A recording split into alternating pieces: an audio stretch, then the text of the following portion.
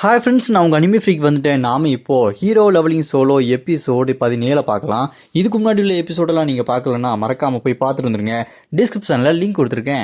சரி வாங்க நம்ம இந்த எபிசோடுக்குள்ளே போகலாம். அதுக்கு முன்னாடி போன எபிசோட் கடைசியில் குயின்ற அந்த பொண்ணு நம்ம ஹீரோவை அந்த நீர்வீழ்ச்சியை தாண்டி அங்கே இருக்கிற அந்த தூணை தொட்டுட்டு வர சொல்லியிருப்பா. அங்கே பார்த்தா பெரிய எலி இருக்கும். பார்த்தா தான் தெரியுது அது ஒரு பாவப்பட்ட எலி அப்படின்னு நம்ம ஹீரோக்கு தெரிஞ்ச உடனே அதை எப்படியாச்சும் அங்கேருந்து காப்பாற்றணும்னு ஒரு பிளான் பண்ணி அங்கேருந்து எலி நம்ம ஹீரோவை துரத்துற மாதிரி ஓடி போக அதை பார்த்துட்டு அந்த குயின் பொண்ணு உள்ளே போயிருப்பா. அதோட போன எபிசோடு முடிஞ்சிருக்கும். வாங்க நாம இந்த எபிசோடில் என்ன நடக்குதுன்னு பார்க்கலாம். இந்த எபிசோடு ஸ்டார்டிங்கில் அந்த குயின்ற பொண்ணு என்ன இவனை துரத்திட்டு போகுது, அவன் எங்கே இருக்கான் உள்ளே இருக்கானா அப்படின்னு சொல்லிட்டு அந்த நீர்வீழ்ச்சி கிட்ட போக அவள் அந்த மந்திர கட்டு எல்லாத்தையுமே தாண்டி அந்த குகைக்குள்ளே போயிடுவா. அங்கே பார்த்தா அந்த மந்திர தூணில் அந்த சக்தியே இருக்காது.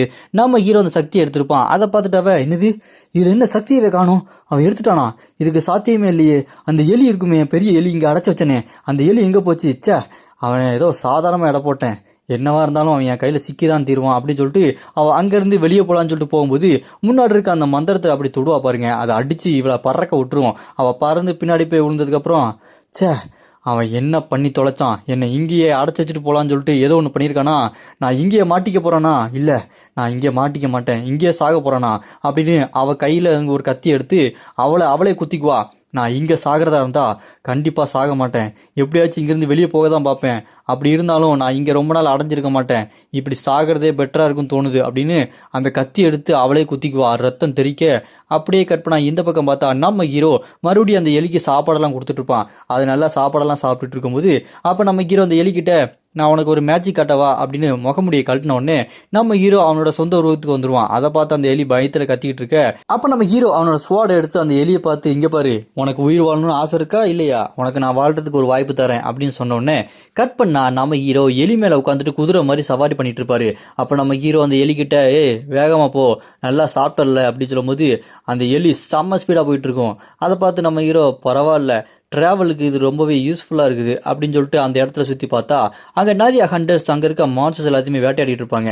நம்ம ஹீரோ அவங்க எல்லாத்தையுமே தாண்டி எலியில் போயிட்டு இருப்பாரு. அதை பார்த்து அவனுங்க என்னடா அவன் எவனோ ஒருத்த போயிட்டு இருக்கானே அப்படின்னு பார்த்துட்டு இருக்கும்போது அப்போ நம்ம ஹீரோ அந்த எலியை கூட்டிட்டு ஒரு மேடான பகுதிக்கு வருவார். அங்கே பார்த்தா சுற்றி ஸ்பைடர் வெப்பாக இருக்கும். இதை பார்த்தா நம்ம ஹீரோ அங்கே இருக்க எலிக்கிட்ட நீ இங்கே இரு, நான் வேலையை முடிச்சுட்டு வரேன் புரியுதா அப்படின்னு சொல்லிட்டு கீழே பார்த்தா அங்கே ஒரு ஸ்பைடர் லேடி, அவள் பார்க்கறதுக்கு ஸ்பைடர் மான்ஸ்டர் மாதிரி இருக்கா. அவள் அங்கே இருக்கிற ஹண்டர்ஸ் எல்லாத்தையுமே அடித்து துவம்சம் பண்ணிட்டு இருப்பா. அவனுங்களாம் ரொம்ப கஷ்டப்பட்டுட்டு இருப்பானுங்க. அதை பார்த்துட்டு நம்ம ஹீரோ இவனுங்களாம் எதுக்கு இங்கே சண்டைக்கு வரானுங்க, சரி நான் பார்த்துக்கிறேன் அப்படின்னு நம்ம ஹீரோ கீழே குதிச்சு அந்த ஸ்பைடர் மேலே அப்படி நெருப்பை கக்கி விட்டுருவாரு.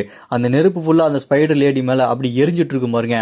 நம்ம ஹீரோ அப்படி கெத்தா முன்னாடி போய் நிற்க நம்ம ஹீரோக்கு பின்னாடி இருக்க ஒருத்தன் அண்ணே நீங்களானே அப்படி சொல்லும்போது அதை கேட்டு நம்ம ஹீரோ என்ன உனக்கு தெரியுமா அப்படி நம்ம ஹீரோ கேட்டோடனே தெரியுண்ணே, என்னோட பேர் லிம்மின், நான் உங்களோட பயங்கரமான ஃபேன் தெரியுமா, நான் பக்கத்து யூனிவர்சிட்டியில் தான் படிச்சுட்டு இருக்கிறேன், உங்களோட யூனிவர்சிட்டியில் செம்மையாக நீங்கள் மட்டும் தான் பவர்ஃபுல்னு எல்லாத்தையும் பேசிகிட்டு இருந்தாங்க, நீங்கள் வேர்ல்டு ஃபேமஸ் தெரியுமாண்ணே அப்படின்னு சொல்லிட்டு நம்ம ஹீரோ கிட்ட பேசிக்கிட்டு இருக்க.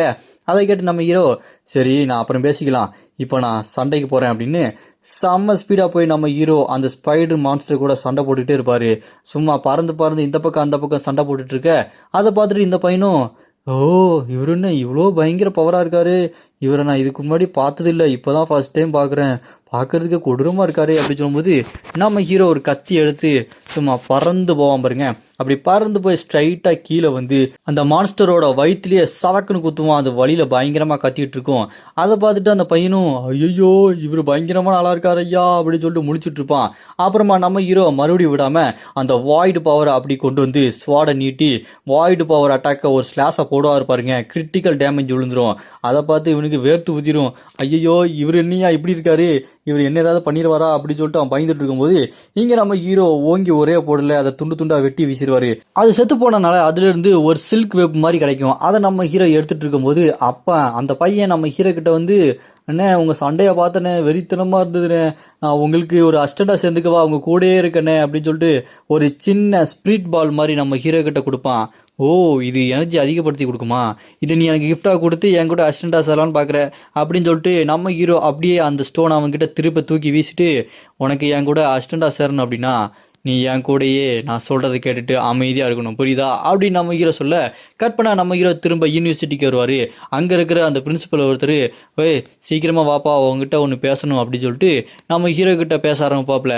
நீ என்னோட இது வந்துடு என்னோட யூனிவர்சிட்டியில் வந்துடுறேன் உன்ன மாதிரி ஒரு ஸ்ட்ராங்கான ஒரு ஆள் எங்களுக்கு ரொம்பவே முக்கியப்பா இந்தாப்பா ஒரு கிஃப்ட்டை வச்சுக்கப்பா அப்படின்னு சொல்லும்போது அதை கேட்டு நம்ம ஹீரோ என்னையா போகிற இடம் ஃபுல்லாக இங்கே வான்னா சரி உன்னோட கிஃப்ட்டை எடுத்துக்கிறேன் அப்புறம் மீட் பண்ணுறேன் அப்படின்னு நம்ம ஹீரோ அங்கேருந்து அவரோட யூனிவர்சிட்டிக்கு போனால் ஐ பேட்ச் போட்டிருக்க அந்த ப்ரொஃபஸர் கிட்ட நம்ம ஹீரோ ஆமாம் அந்த செகண்ட் அவேக்கனிங்லாம் டெஸ்ட் பண்ணுவாங்களே அந்த டஞ்சன் எங்கே இருக்குது அப்படின்னு சொல்லிட்டு கேட்க அவர் அந்த டஞ்சன் கிட்ட கூட்டு போவார். இதுதான் அந்த டஞ்சன், இந்த டஞ்சனுக்குள்ளே போகணுன்னா பர்மிஷன்லாம் வாங்கணும், எல்லாரும் மொத்தமாக பர்மிஷன் வாங்கி ஒவ்வொருத்தராக போவாங்க அப்படின்னு சொல்லும்போது அப்படியா சரி நான் செகண்ட் அவேக்கனிங் டெஸ்ட் பண்ணணும் நான் இங்கே உள்ளே போகிறேன் அப்படின்னு சொல்லிட்டு அப்போ நம்ம ஹீரோ டக்குன்னு செகண்ட் அவேக்கனிங் டெஸ்ட்டுக்குள்ளே அந்த டஞ்சனுக்குள்ளே போயிடுவார். அதை பார்த்துட்டு அந்த ஐ பேட்ச் போட்டிருக்க ப்ரொஃபஸர் ஐயோ அப்படின்னு வேகமாக ஓடி போய் பிரின்சிபல் தாத்தா கிட்ட பிரின்சிபல் தாத்தா என்ன நடந்தது தெரியுமா அவன் டக்குன்னு அந்த செகண்ட் அவேக்கனிங் டஞ்சனுக்குள்ளே போயிட்டான் அப்படின்னு சொல்லும்போது அதை கேட்டு ப்ரொஃபஸரு தெரியுமே அவன் தான் சொல்கிறதே கேட்க மாட்டான் அவன் இஷ்டத்துக்கு தான் பண்ணுவான் அப்படின்னு பேசிகிட்டு இருக்கும்போது அங்கே நம்ம ஹீரோயினி வந்துட்டாங்க. இவங்கள நம்ம ஹீரோயினே கூப்பிடலாம்.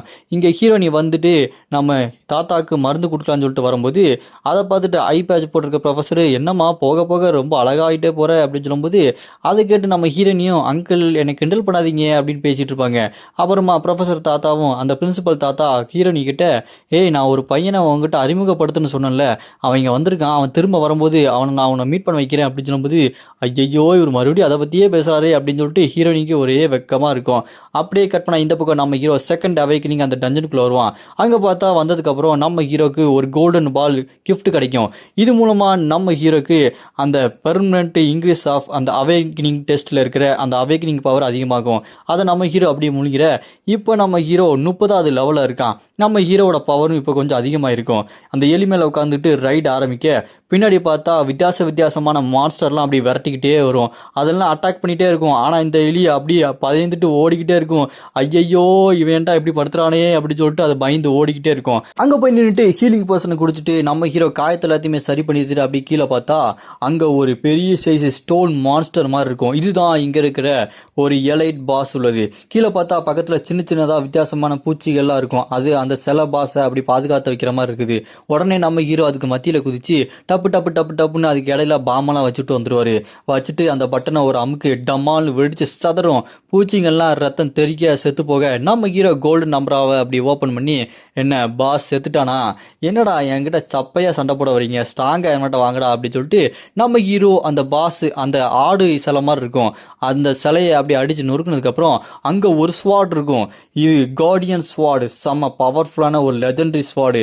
இதை நம்ம ஹீரோ எடுத்துகிட்டு பரவாயில்லையே இன்னும் நிறைய விஷயம் கிடைக்கும் போல் இங்கே இன்னும் 3 ஸ்வாட் இருக்குது அதுலேயும் ஏன்சியன் ஸ்வாடு வெறித்தனமாக இருக்கும் அதை சீக்கிரமாக எடுக்கணும் அப்படின்னு நம்ம ஹீரோ யோசிச்சுக்கிட்டு போகும்போது அந்த எலி சீக்கிரமாக வா அப்படி சொல்லும்போது வந்துட்டேன்னு அதை அடிச்சு புரண்டு ஓடி வந்துட்டு இருக்கோம். அப்படியே நம்ம ஹீரோ அடுத்த இடத்துக்கு போனால் அங்கே பார்த்தா ஹையார்க் மான்சர்ஸ் மாதிரி எல்லாருமே பயங்கரமாக இருப்பானுங்க.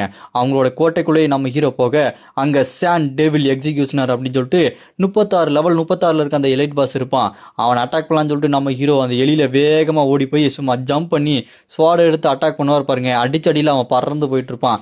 பின்னாடி பார்த்தா ஒரு 5 மனுஷங்களை கூண்டில் அப்படியே அடைச்சி வச்சுருப்பாங்க. அவனுங்க இருக்க ஒருத்தன் எங்களை காப்பாற்றுங்க அப்படின்னு சொல்லிட்டு கெஞ்சிட்டு இருக்கும்போது நம்ம ஹீரோ அந்த 5 பேரையுமே காப்பாற்றிடுவார். அவனுங்க நீங்கள் இல்லைனா நாங்கள் செத்துருவோங்க அப்படின்னு சொல்லிட்டு நம்ம ஹீரோவுக்கு தேங்க்ஸ் சொல்லிட்டு இருக்கும்போது அங்கே இருக்கிற அந்த ஹையார்க் பாஸு டேய் மனுஷ அடிமைகளா உங்களுக்கு நான் ஒரு வேலை பேசிட்டேன்டா இங்கேருந்து எஸ்கேப் ஆகவா பார்க்குறீங்க அப்படின்னு சொல்லிட்டு அது சண்டைக்கு ரெடியாகவே நம்ம ஹீரோ காப்பாற்றினது ஒருத்தன் டேய் இந்த தடவை நாங்கள் சண்டைக்கு ரெடியாக இருக்கோம் வாங்கடா நீங்களாம் நாங்களாம் பார்க்கும்போது நம்ம ஹீரோடே பேசாமல் வேண்டான்னு சொல்லிட்டு சொல்லுவார். ஆனால் அவன் கேட்காம நான் சண்டை போட்டு திருவேன் அப்படின்னு சொல்லிட்டு முன்னாடி வந்து நிற்பான்.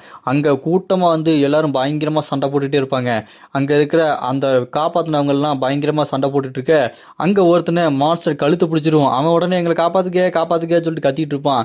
உடனே அவன் ஐயா வந்து காப்பாற்றுக்கியா அப்படின்னு சொல்லிட்டு நம்ம ஹீரோட்ட கேட்டுட்டு இருக்க நம்ம ஹீரோ கேட்டுகிட்டே இருக்கும்போது அந்த பக்கம் ஒரு மான்ஸ்டர் அட்டாக் பண்ண வரும். சும்மா நம்ம ஹீரோ பறந்து வந்து ஸ்வாடை வச்சு ஒரு சொருகு அதை மட்டும் இல்லாமல் சுற்றி இருக்கிற எல்லா மான்ஸ்டரையும் சும்மா சரசரன்னு வெட்டி வீசிடுவார்.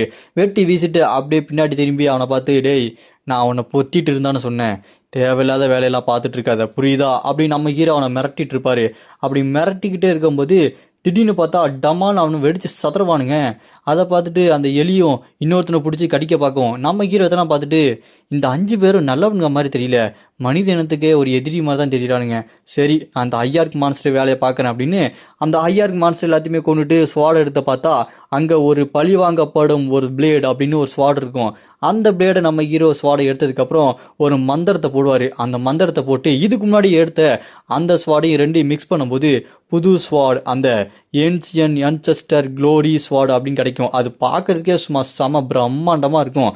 அதை நம்ம ஹீரோ எடுத்துட்டு செம்மையாக இருக்கே, அடுத்ததா ஏரிக்கு போகலாம், அந்த ஹில் டாப் ஏரியில் ஏதாவது இருக்கும் அப்படின்னு சொல்லிட்டு அங்கே போனால் மான்சஸ் எல்லாம் வந்துக்கிட்டே இருக்கும். அதை நம்ம ஹீரோ அந்த ஸ்வாடை எடுத்து ஒரு போர்டு போடுவார். போட்டத்தில் அங்கே இருக்க எல்லாருமே ஒரே ஸ்லாஸில் செத்து போயிடுவானுங்க. இதை பார்த்து நம்ம ஹீரோ என்னடா இவ்வளோ பவராக இருக்கே, பரவாயில்லையேன்னு சொல்லிட்டு இருக்கும்போது அந்த லேக்குக்குள்ளே இருந்து ஒரு பெரிய பாம்பு மாதிரி வந்துட்டு இருக்கும். அது 9 தலை கொண்ட பாம்பு அப்படின்னு வரும்போது நம்ம ஹீரோ பார்த்து அந்த பாம்பு, ஏய் நீ என்னதான் டிஸ்டர்ப் பண்ணியா, உன்னை விட மாட்டேன்டா அப்படின்னு சொல்லிட்டு அதுக்கு அடிக்க வரும்போது நம்ம ஹீரோ அதை பார்த்து யாரு நீ என்ன கொல்ல போறியா, வா வா பார்த்துக்கலாம் அப்படின்னு நம்ம ஹீரோ சண்டைக்கு ரெடியாக. இதோட இந்த எபிசோடு இங்கே முடியுது. இதுக்கப்புறம் என்ன நடக்க போகுது அப்படின்னு நம்ம அடுத்த எபிசோடில் பார்க்கலாம். அராய்ஸ் அப்படின்னு கமெண்ட் பண்ணுங்க.